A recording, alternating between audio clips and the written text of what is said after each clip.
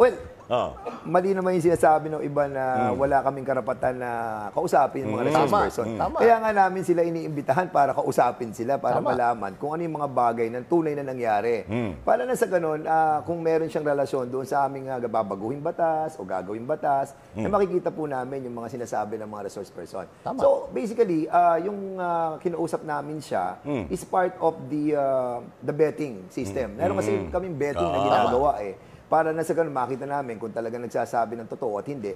Pag hindi naman nagsabi sa amin ng importante, hindi na namin na-accommodate. Kasi nga, ang daming issue na pinag-uusapan sa Quadcom, yung mga sa public accounts, sa dangerous drugs, sa EJK, sa Pogo. So basically, dapat mapaliit na namin yung mga issue para na sa ganun, hindi na kami humahaba ng 14 hours, 12 hours. So, yung pagkakataon noon, nung kinausap namin siya, nag-request si Colonel Garma at yung kanyang mga lawyer na kausapin nga si Grijaldo dahil siya daw nakakaalam ng mga sinasabi niya doon sa affidavit niya. So basically, andun naman si Grijaldo, sabi ko, patawag natin, kausapin natin dito. So nung pumasok sa may likod namin, which by the way, hindi naman po yun na secret room or private room, dahil lahat ng mga resource persons ay doon po namin pinag-i-stay so po. So public place siya, Kong?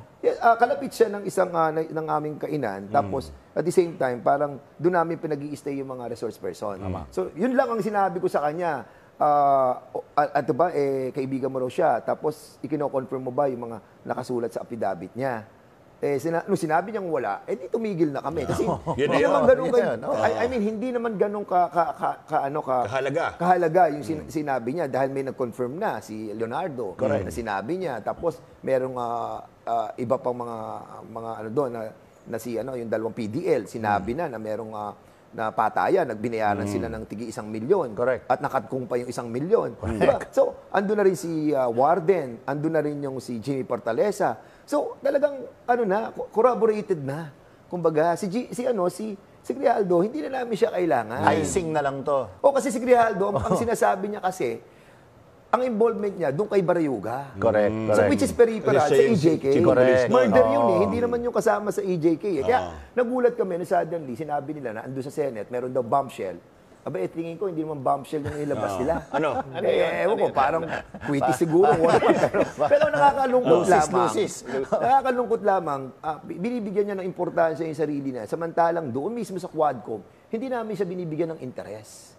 At never namin gagawin yun na i-compel siya to say something dahil nga alam namin material na yung aming hawak Kung hindi naman nakiusap yung sila Colonel Garma on talking to him, hindi naman namin gagawin. Kasi siya nagsabi na marami pang alam yan.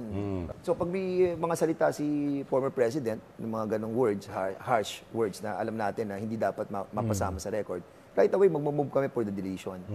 We will never allow it. And kung continuous yun, and trying only to malign yung ating pong hearing, I think we have also to move that we have to excuse the former president.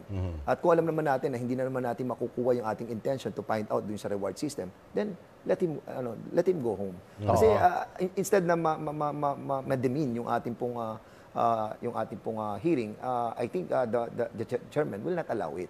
Ako personally, talagang hindi ako papayag. We're hoping for that. Medyo foul yun. It's not about me, it's not about the chairman, it's not about the members, but it's about the institution.